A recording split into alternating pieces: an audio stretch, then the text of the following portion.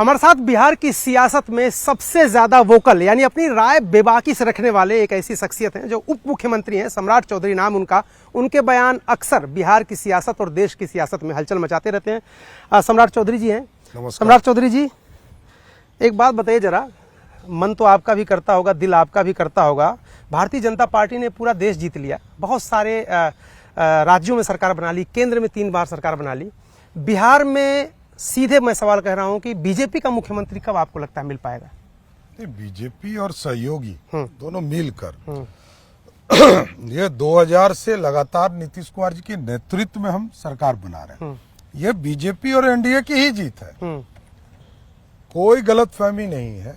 2000 में भी नीतीश जी के पास 32 विधायक थे, तब भी समर्थन। 2020 में भी उनके पास 43 विधायक थे, तब भी समर्थन। इसलिए श्रद्धेय अटल जी ने उनको मुख्यमंत्री बनाया जी। वो स्वयं कहते हैं, मंचों से कहते हैं। और ये सिर्फ एक एक्सपेरिमेंट नहीं है। 1990 में लालू प्रसाद जी को भी पहली बार मुख्यमंत्री भाजपा के सहयोग से बने। इसलिए बिहार में भारतीय जनता पार्टी जो 77 में कुनबा बना था, जिसमें लालू नीतीश दोनों थे, उस पूरे गठबंधन को बिहार में लगातार समर्थन करने का काम किया है। जरूर है, आप जो बात बोल रहे हैं कि स्वतंत्र पार्टी के तौर पर हम लड़ते भी रहे हैं, बीच के कालखंड में स्वतंत्र भी लड़े हैं। लेकिन यहाँ क्योंकि श्रद्धेय अटल जी ने नीतीश कुमार जी को नेतृत्व दिया, जबकि हमारे 70 विधायक थे, इसलिए आज भी उनको बिहार के विकास के लिए नेता मानते रहते हैं। चाहते तो होंगे कि आपकी पार्टी के स्वतंत्र रूप से मुख्यमंत्री बन जाए? देखिए, कौन नहीं चाहता है, लेकिन हमारे ही नेता ने आदरणीय नीतीश कुमार जी के नेतृत्व में सरकारें बनाई है। एक सवाल आपसे ये है कि प्रधानमंत्री की मां को गाली का एक वाकया हुआ, फिर दूसरा वाकया हो गया, आप क्या कहते हैं इस पर? ये तीसरा है। अच्छा। दुर्भाग्य ये है, यही मैं कहना चाहता हूँ कि कांग्रेस पार्टी और राजद को यह स्पष्ट करना चाहिए। और आप सोचिए कि ये लोग सत्ता में नहीं है तब गाली दे रहे हैं प्रधानमंत्री को। लोकतंत्र के लिए कितना शर्मसार है कि देश के प्रधानमंत्री जी के मां को गाली, जब वो सत्ता में नहीं है, विरोधी दल में, तब इस तरह का बयान दे रहे हैं। पहले दरभंगा में दिया, फिर कांग्रेस के ट्विटर हैंडल से दिया, और अभी आप देखे होंगे कि लालू प्रसाद जी के परिवार के माध्यम से जो सभा हो रही थी उसके सामने हुआ। और ये नई घटना नहीं है। याद कीजिए, लोकसभा का चुनाव, चिराग पासवान जी के भी माता जी को, रामविलास पासवान जी की पत्नी को भी इसी तरह गाली देने का काम राजद के लोगों ने किया। ये इनके संस्कृति में है, इनके गुंडे यही बोलते हैं। और मेरा ये मानना है कि आपके यदि कंट्रोल में नहीं है तो आपको माफी मांगनी चाहिए। कोई भी इस तरह का अपराध करता हो तो अपराधी है। इसलिए ये मानसिकता है कांग्रेस पार्टी, क्योंकि अपने ट्विटर हैंडल से चला रही है, तो ये स्पष्ट दिखता है कि इसकी मानसिकता, कांग्रेस पार्टी की मानसिकता है कि राजतंत्र जिनके हाथ में था वो लोकतंत्र को बर्दाश्त नहीं कर पा रहे। तो पहले वाली घटना के बाद जो मुख्य आरोपी अभी तक फरार है, सरकार तो आपकी है, पुलिस आपके पास है, गृह मंत्रालय आपकी सरकार के पास है, उसको पूरी तरह कार्रवाई चल रही है। जरूरत पड़ा तो सबको ध्वस्त भी किया जाएगा, कहीं कोई इशू नहीं है। बुलडोजर भी चलेगा क्या? नहीं, कार्रवाई होगी। और यदि कुर्की जब्ती के बाद वो उपलब्ध नहीं हुए तो उनके घर के ऊपर कार्रवाई भी चलेगी। अच्छा, तेजस्वी यादव ने जो हमला किया आपके ऊपर, लेकिन वो तो पीछे चला गया, अब तो नए आ गए, प्रशांत किशोर जी। आपने सुना ही होगा उन्होंने क्या कहा। उन्होंने कहा कि 7वीं पास है। देखिए, अभी तो मैंने कहा मर्डर एक्यूज्ड है। मैंने आप वही तो मैं कह रहा हूँ कि ये अभी नौसिखिया बच्चा है राजनीति का, अभी 4 दिन पहले राजनीति में आया है। ये घटना 1995 का है। 2 गैंग वार हुए, कांग्रेस पार्टी और जनता दल का जी। उसमें हम लोगों को फंसाया गया। और इनको ये ज्ञान नहीं है। एक वरिष्ठ पत्रकार ने कल पेपर में लिखा, मैंने सार्वजनिक तौर पर कहा कि डिलीट की उपाधि दी जाती है, मानद दी जाती है। अब इसको किसी को जानकारी नहीं है, तो अब हम क्या कर सकते हैं? जो इस देश का सौदागर हो, सौदा करने वाला, सौदा बेचने वाला, गांव में देखते होंगे सौदा बेचने वाला जी, ये सब बेचने वाले लोग हैं। ये बिहार की राजनीति में अभी 4 दिन पहले आए, इनको कोई एहसास नहीं है, पता ही नहीं है। मैं लोअर कोर्ट लड़ा, सुप्रीम कोर्ट लड़ा, हाई कोर्ट लड़ा, सबसे बाइज्जत बरी होकर बैठा हूं और ये गैंगवार आपस की लड़ाई थी, हमारा अपराध से कोई लेना देना नहीं। मैंने तो एक चींटी भी नहीं मारा होगा। मैं यही कहते रहा कि यदि इस अपराध में हमको फंसाया नहीं गया होता तो मैं राजनीति में ही नहीं आता। ये मैं कह रहा हूं। ये तो 3 साल तक मैं केस लड़ता रहा, तब जाकर बाइज्जत बरी हुआ, तब जाकर मैं बिहार की राजनीति में आ पाया। तेजस्वी यादव से मैं बात कर रहा था, उन्होंने आरोप लगाया, बोला कि ये तो नीतीश कुमार को हाईजैक कर लिया बीजेपी ने। ये जो सरकार चल रही है यहाँ की रिमोट से चल रही है और वो भी बीजेपी दिल्ली में बैठ के रिमोट से चला रही। तो पहले 1 साल पहले तक तो वो सरकार में थे। हाँ। तो वो क्या कहना चाहते हैं? पहले ये क्लियरिफिकेशन होना चाहिए कि देखिए, सत्ता के बाहर जाने के बाद लालू जी के परिवार की बोली बदल जाती है। नीतीश कुमार जी को इस देश का दुनिया में कोई हाईजैक नहीं कर सकता। नीतीश कुमार जी ने डिलीवर किया बिहार की जनता को, गांव में सड़क दिया, बिजली दिया, पानी दिया, स्कूल दिया। नीतीश जी विकास के रूप में जाने जाते हैं। विकास, एक सिस्टमैटिक विकास कैसे पहुंचे उसकी चिंता करते हैं। और आप सोचिए, जिस नीतीश कुमार जी ने पोशाक दिया, साइकिल दिया, बेटियों को पढ़ाने के लिए ग्रेजुएट होने तक पूरा मुफ्त किया, आज वही बहनों को इंडस्ट्री लगाने के लिए, कुटीर उद्योग लगाने के लिए 2-2 लाख रुपया दे रहे हैं। अच्छा, उप मुख्यमंत्री आप हैं तो सबसे ज्यादा तो नीतीश कुमार से आप ही मिलते होंगे ना, मुख्यमंत्री उप मुख्यमंत्री।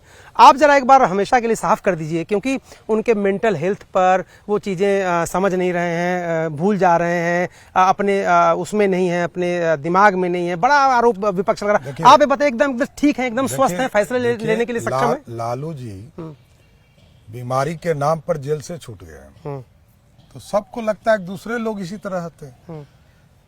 एकदम पूरी तरह फिट है और बिहार की जनता के लिए काम लगातार नीतीश कुमार जी कर रहे हैं।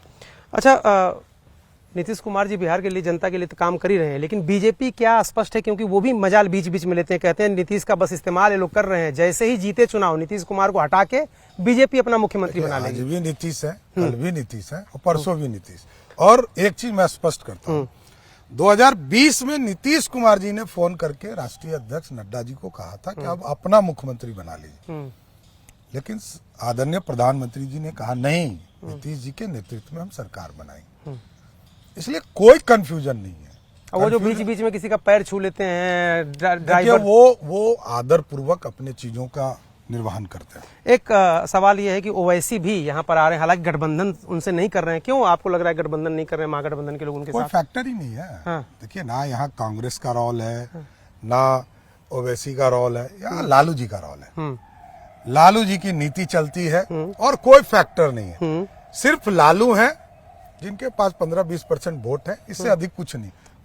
कोई पॉलिटिकल आदमी नहीं है। उनके परिवार में जो कुछ हो रहा है, आपने सम्राट जी देखा होगा, तेज प्रताप यादव, आप देखिए, रोहिणी आचार्य, रोज बदलेगा, सरकमस्टांसेस बदलेगा। लालू जी स्वयं नेता थे, फिर राबड़ी देवी जी को बनाया, तेजस्वी को लाया, फिर तेज प्रताप जी को लाया, फिर रोहिणी आचार्य जी को लाया, मीसा भारती को लाया। और 2-4 दिन के बाद 2-4 बहन और कहेगी और बेटी लोग आ जाएगी। नहीं तो झगड़ा क्यों हो रहा है उनके परिवार? स्वाभाविक है, देखिए, राजतंत्र में झगड़ा ही होता है। अच्छा, लोकतंत्र में झगड़ा नहीं होता है। लोकतंत्र जनता के द्वारा चुना जाता है, राजतंत्र जहां भी होगा वहां झगड़ा होगा। ये लोग पूछ रहे हैं कि सम्राट चौधरी भी तो आरजेडी में थे, मंत्री भी थे, तो उस समय क्यों नहीं कहते थे कि ये लोग गुंडे हैं, बदमाश हैं? आप क्यों कह रहे हैं? मैं तो कह रहा हूँ, मैं खुल के कह रहा हूँ। देखिए, मेरे सरकमस्टांसेस को समझिए। लालू जी को भाजपा ने समर्थन दिया, मुख्यमंत्री बनाया। जब ये एहसास हुआ कि ये आदमी भ्रष्ट है, ये आदमी करप्ट है, ये आदमी जनता की आकांक्षाओं को पूरा नहीं कर सकता है, समर्थन वापस ले। लालू जी 2013-14 में जब पहली बार पंजीकृत अपराधी हुए, हमने साथ छोड़ दिया। एक बात बताइए सम्राट चौधरी जी, आप इतने अनुभवी हैं, पता नहीं कितने मंत्रालय आपने संभाले, मैं तो देख रहा हूँ बड़ा अनुभव आपके पास, इतने मंत्रालय संभाल लिया आपने, उप मुख्यमंत्री बन गए, पूरे बिहार में नजर आपकी रहती। सीटों का आंकड़ा क्या बीजेपी का ज्यादा बढ़ने वाला, जेडीयू का बढ़ने वाला है, या क्या आपको नजर क्या आ रहा है? 243 जीतना है, सारी सीटें जीत जाए जनता के आशीर्वाद से। नहीं, 243 फोकस है और कुछ नहीं। लेकिन आप बीजेपी की टैली क्या होने वाली है? देखिए, सिंगल बीजेपी की बात कर रहा हूँ। कोई पार्टी यहाँ अकेले थोड़े लड़ रहे हैं, लेकिन अकेले लड़ेंगे तो आपको बताऊंगा। आज 243 पर एनडीए लड़ेगी और 200 पार करेगी। सम्राट चौधरी अगर सरकार बन जाती है और नीतीश कुमार स्वास्थ्य कारणों से हो सकता है कि कहने में नहीं बनूंगा, तो सम्राट चौधरी उस रेस में है ना, क्योंकि उप मुख्यमंत्री सिर्फ उप ही तो हटाना है। नहीं, ये भारतीय जनता पार्टी है। हाँ, भारतीय जनता पार्टी का नेतृत्व तय करता है कि कौन नेता होगा, कौन उपनेता होगा, कौन अध्यक्ष होगा। मैं एक राजनीतिक कार्यकर्ता हूं, मैं इतना ही समझता हूं, पार्टी ने जो दायित्व दिया वो निर्वहन करता। जनसुराज तो कह रही है कि बीजेपी सरकार इस बार और एनडीए की सरकार जा रही है, या तो विकल्प लालू यादव या तो जनसुराज, दो ही विकल्प है, उन्हीं में से कोई चुना जाएगा। जिस पार्टी को अपना राष्ट्रीय अध्यक्ष नहीं मिला, जिस पार्टी का नींव ही भ्रष्टाचार है, जिस पार्टी ने लूट कर पूरे देश का पैसा लाया, ब्लैक मनी के सहारे पर बिहार में राजनीति करने आया हूं, ये भ्रष्टों का प्रदेश थोड़े है, ये लोकतांत्रिक प्रदेश है। आज भी देश का सबसे सस्ता चुनाव बिहार होता है, वहां ये पैसे से चुनाव खरीदने आए हैं।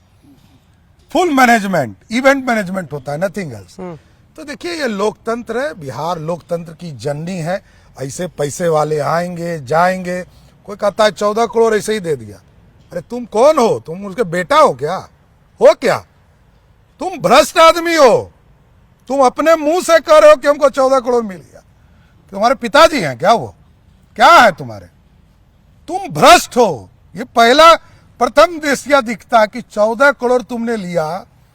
तुम दलाल हो, सौदागर हो, चोर हो, डकैत हो, क्या हो तुम? तो बताओ तो। अरे अपराधी कोई कहता है कि हम 14 करोड़ ले लिए और वो सर्टिफिकेट बांट रहा है बिहार में।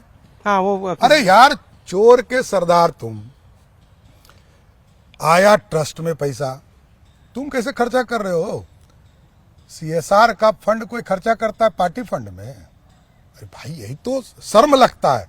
कैसे लोग भी राजनीति में है बिहार में। सम्राट जी, आप लोगों ने विकास, आप लोगों का तो सुशासन नारा है, विकास नारा है। 20 साल से कमोवेश देखें 2000 के बाद से तो लगभग आप ही की सरकार, बीच में थोड़ा थोड़ा वो आ जाते हैं, लेकिन सड़कों की हालत, प्राथमिक स्वास्थ्य केंद्रों की हालत, थोड़ा सड़कों की हालत आपको नहीं लगता कि अभी भी नहीं सुधरी है? क्योंकि 80 किलोमीटर के लिए 3-3 घंटा चलना पड़ता है लोगों को यहाँ बिहार में अभी। आप नहीं तब घूमे बिहार? अभी तो मैं समस्तीपुर से आया, 3 घंटा लग गया। नहीं, आप एकदम बिहार घूमिए। हाँ, पटना से मोकामा जाने में हाँ, वो तो 4 लेन है, वो तो 1.5 घंटा लगता है। हाँ, वो तो बना है। देखिए, चीजें स्थापित हो रही है और समस्तीपुर अगले 5 वर्षों में बिहार का सबसे आधुनिक जंक्शन होगा। अच्छा। और एक नहीं, कम से कम 4-4 एक्सप्रेसवे उस जिले से गुजरने वाली।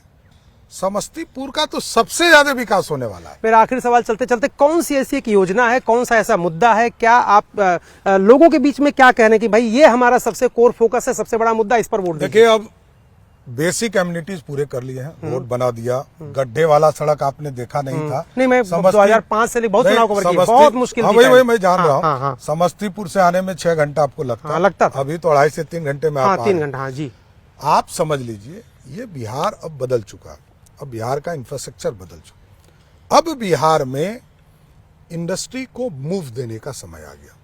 लेकिन अब आपको मैं बताता हूं कि बिहार के जीडीपी का 23% इंडस्ट्री से जुड़ा है। ये चौंकाने वाला विषय है, देश में पता नहीं है किसी को, लेकिन बिहार के जीडीपी में 23% हिस्सेदारी इंडस्ट्री का हो गया, जहां की लालू जी के राज में 0 पे चला गया, माइनस में चला गया।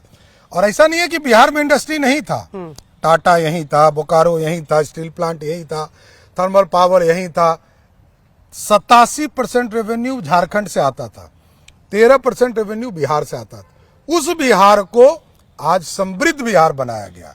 आज यहाँ फैक्ट्री लग रहा है, एक्सप्रेसवे बन रहा है, थर्मल पावर लग रहे हैं और इथेनॉल प्लांट की 17 फैक्ट्रियां लग रही। ये बदलता हुआ बिहार है। लेकिन वो राहुल गांधी कह रहे हैं तो सब वोट चोरी करके आप लोग सरकारें बना रहे हैं, सरकार भी चोरी कर ले रहे हैं, आप लोग वोट भी चोरी कर रहे हैं। जिसके खानदान में सिर्फ चोरी ही हो, जिसके खानदान में चोरी हो, लोकतंत्र का हत्यारा कौन? लालू जी की उत्पत्ति कैसे हुई? यदि इमरजेंसी नहीं लगा होता तो लालू जी की उत्पत्ति ही नहीं होती। बेटी का नाम मीसा और वो कांग्रेस पार्टी के गोद में खेल रहा हो। यही है लोकतंत्र को शर्मसार करने वाला विषय। आज आप समझिए, जिसने इस देश पे इमरजेंसी लगाया, सुप्रीम कोर्ट का जज ऐसा व्यक्ति बना जिसके पास एलएलबी का डिग्री नहीं था। सुप्रीम कोर्ट का जज ऐसा बना जो कांग्रेस पार्टी का सदस्य था, फिर एमपी बना, फिर सुप्रीम कोर्ट का जज बना, हाई कोर्ट का जज बना। यह है कांग्रेस का लोकतंत्र। 168 बार सरकारों को बर्खास्त किया, क्योंकि कहा कि लोकसभा जीत गए इसलिए विधानसभा भंग करता हूं। ये था कांग्रेस पार्टी का लोकतंत्र। इस देश में यदि लोग पिछड़े हैं तो गांधी परिवार के चलते, देश के पिछड़े यदि पीछे रह गए, जैसे राहुल गांधी बोलते हैं ना कि ओबीसी वर्ग का सेक्रेटरी नहीं मिलता है, अरे तो तुम्हारे पापा मम्मी न थे, कौन था? 10 साल मदर सुपर पावर, 5 साल पिताजी प्रधानमंत्री, 13 साल दादी प्रधानमंत्री, किसने रोका था? यदि उनकी दादी ने बीपी मंडल कमीशन के रिपोर्ट को छुपाया नहीं होता तो आज तो सब ओबीसी के लोग सुप्रीम कोर्ट में और सेक्रेटरी बन के रहे होते। तो ये सारे पाप का नींव किसी ने रखा तो वो गांधी परिवार ने।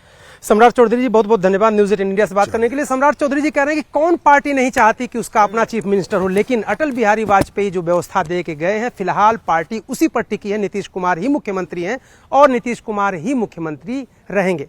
कैमरामैन राकेश नेगी और अश्विनी के साथ अरुण सिंह, न्यूज़ 18 इंडिया, पटना।